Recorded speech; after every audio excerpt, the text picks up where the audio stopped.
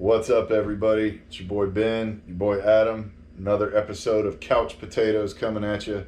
Two guys sitting on the couch, giving you our take on movies. And as always, hit the like, hit the subscribe button, comment, give us some more suggestions. And we actually have a fan suggestion today, Adam. We do. We are going to do Urban Cowboy, the legendary film starring John Travolta and Deborah Winger.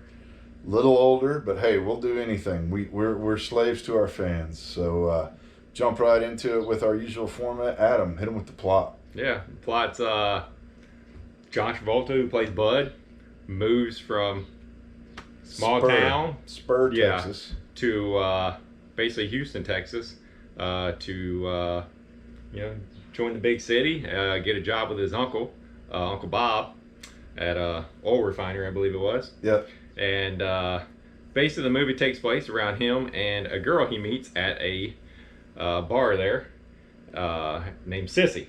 Yes. They fall pretty quick in love. Very fast. Very fast. Like second date, I think he asked her to marry him. After some domestic violence. Yeah, after some domestic violence. He immediately, he has some anger issues and takes it out on Sissy a little bit there. And soon after the domestic violence, he asks her to marry her. They get married. A little honeymoon session takes place. Not for very long in this movie. No. They immediately kind of go through, I think, your typical bar scene couple. Jealousy, alcohol. A little bit of fighting. Yeah, a little bit of fighting. The bar is named Gillies. It's a huge bar. It was once the largest nightclub in the USA. Right. Supplanted by Club Lavala. Oh, okay. And owned by Mickey Gilley. And Yep. It was in Pasadena, Texas. And it was 3.5 acres of dance floor. It's a lot of dancing. Yeah, they said at one time there could be 7,000 people in there. There was a lot of dancing in this movie, among other things. But the point of the movie is they bring in a mechanical bull. Yeah. For whatever reason in this movie, all the women were obsessed with the men being cowboys. Correct.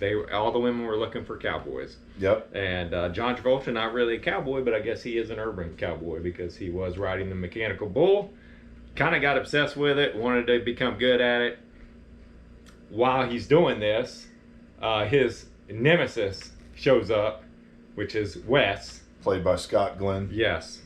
And Very young Scott. Yes, Scott Glenn. and Wes came on the scene with some bold attire. Yes, Wes came on the scene in a mesh shirt. Yes. And nobody had a problem with this in Texas. Yeah. Sissy definitely didn't. She had some wondering eyes from the get-go when she saw Wes. Yeah. And that only added to the fuel to their fire of their rocky relationship. Little jealousy. Yep. So, meanwhile, Sissy's always wanting to do the bull. John Travolta, super aggressive dude. No. Women don't ride the bull. Only I ride the bull. Right. Whatever. Meanwhile, Wes is an actual bull rider, and so he's really good at riding the bull. They immediately... Competition. Yeah, they immediately get into an altercation. Two alphas come together, and Wes is a little more alpha than... Yes, Wes gets the best of him in the initial fight. Correct. Anyways, as the movie goes on, the same stuff happens over and over. A lot of fighting between Bud and Sissy. They break up. Bud meets Pam. Sissy, of course, slides on over to Wes. Meanwhile, they both kind of still have feelings for each other, but are too prideful to do anything about it. A bull tournament, or the mechanical bull. They have a tournament at Gillies. Yep. And Bud gets to practicing, gets pretty good at it, ends up winning the tournament, and in true glory, him and Wes have it out after he sees that Wes hit Sissy. It's okay for him to hit Sissy, but not okay for Wes to hit Sissy. Right. Meanwhile, Wes was actually robbing the place because Wes was an ex-convict and not a very good dude. He's doing ex-convict things. Yeah. So Bud goes in there to beat the hell out of him for hitting Sissy. Meanwhile, he basically stops the robbery because he does beat the hell out of him. Money goes everywhere. And Travolta. Yeah, Travolta and Sissy kind of ride off in the sunset, live happily ever after there. Yep. Pretty good. Pretty good. That's about the long and the short of it. The movie. The hard thing for me is the movie basically revolves around Gillies. Mm-hmm. Okay, everything happens there. I mean, even Bud's aunt and uncle go there. And I get one bar being a centerpiece of a town. Hey, we all have our favorite bar. Been there, done that. But this is like going to La Villa every night and hanging out. And these folks are just getting after it, like all the time. And then they're waking up and going to work the next day. But when you get married, it becomes like Gillies. When Bud and Sissy got married, like Gillies was also the source of all of their problems. Like all of them. And, you know, obviously a couple things a couple problems I have with the movie. Domestic violence is okay, if not celebrated. Like you see in the one scene where Bud and Sissy initially get into, he's like, "Damn, Bud, you hit her again," and it's like, okay, whatever, and you know, so I have a problem with that. But it's very '80s movie. Very, I think Deborah Winger, who plays Sissy, never looked better. This is, I believe, either right before or fresh after Officer and a Gentleman. Deborah Winger plays Sissy great. Wes, played by Scott Glenn, he's a favorite actor of mine for a long time. Yeah. Plays the ex-con really, really well. We got Pam, kind of plays the ritzy dangling fruit out there, and tries to get Bud. I do like, she has a really tight line in the movie saying, "You don't love me, Bud. I don't even love you. But if you ever want to make your wife jealous again, you know where I'll be." And this is typical something that you might hear. I've spent some time out west in Texas. You might hear that. I mean, this was pretty true to Texas, aside from Travolta didn't look like a cowboy, had a pretty terrible Southern Texas accent. But it was Travolta at the time, and he was hot. This movie did really well. A lot of dancing in the movie. A lot of dancing. There's only two people you can pick in a dancing movie. Travolta and Channing Tatum. Channing Tatum wasn't born yet. Christopher Walken. There you go. There's three guys. And Christopher Walken ain't wearing a cowboy hat and spitting tobacco out of his mouth. So Travolta was kind of like your leading man. He was the only guy you could go after for your leading man. And like I said, he was pretty hot at the time. It had been a while since I'd seen this movie. Guilty of that. It wasn't what I remembered. Really? Yeah, I tell you, there was. I thought this was kind of gonna be kind of like a love story, basically. This was anything but. This was. I'll just be honest. Travolta was a prick, man. The whole at no point was there any kind of niceness to him at all. The whole time he was just an asshole to Sissy. Yeah. Abusive. I mean, he threw a damn steak at a waitress because it came out too rare.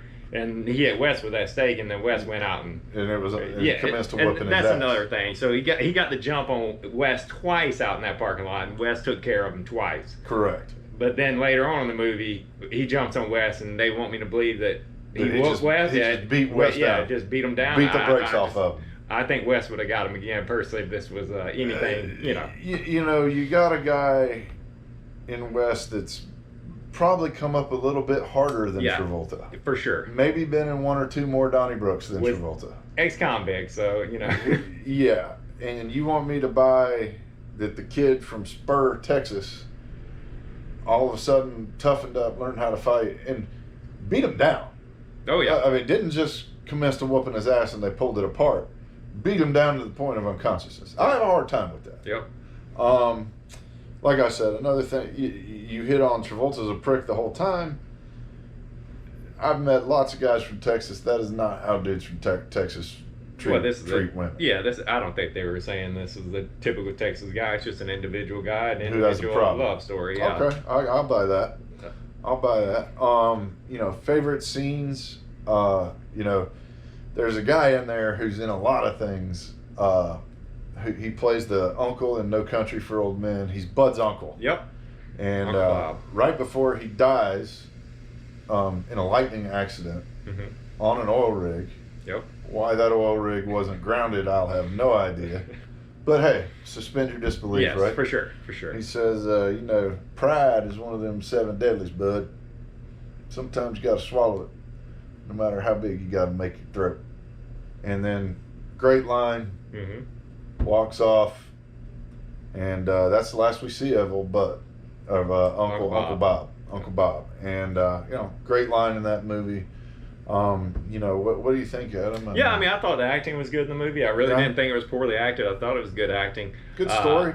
Good story. A little bit too abusive. I really felt like they should have been a little bit more. I mean, I'm saying this from a guy's perspective. I mean, I'm sure any woman will watch it. It could have been a little bit more of a love story there. They jumped right into it pretty quick, and there was no love story to it. They basically started having issues from the get-go. Yeah, I mean, she said, Wes asked her how long she's been married, and I think she says like a week. Yeah, so I'm like, hey, no, she had won her knives from the get-go. Yeah, I happily married for a long time, but believe me and my wife made it more than a week before our first knockdown, drag out. As any married person will tell you, everything's not all sunshine and rainbows, but you make it longer than a week, or else you got a fucking problem. Right. I mean, you're already in 2 other people's beds in a week. Give me a fucking break. Yeah, they probably should have ended the relationship before it even started. 100%. The movie kind of implies, or most people would imply that he changed. They got back together in the end. They lived happily ever after. I'm going to be honest with you. Much more likely murder-suicide happens. I can't see it in any other way. Because he was that awful of a human being. Yeah, he was a real piece of shit. I mean, I think the violence only goes up in a relationship like that. It escalates. It escalates. It doesn't go down. Typically in what we see. Yes. All right, let's go ahead and rate it out. Actually, I thought it was a good movie overall. It's not something I'd watch a lot. It's definitely a watchable movie. Yeah. I don't know that I'd own it. But if it was on the TV, I might hang around and watch it. I thought it was a pretty good movie. Yeah. The acting was good. Like I said, it's just a little bit much to have that much domestic violence and just have to watch that over and over again. I gotta say, this is gonna be one of those rare times where I could pretty much quote what you just said. I don't know any woman that would be blind and devoted to a dude that punched her out and threw her in a mud puddle. That nothing says I love you like that. But if it was on TV, and there was nothing else on, I'd watch it. Wouldn't own it. But not sorry. It's been about 10 years since I've seen it. I'm certainly not sorry I paid $3.99 on Amazon to rent it. It's certainly one of those movies that a couple can watch and both of them kind of enjoy it. It's not like all male-dominated or female-dominated movie. So, good date movie.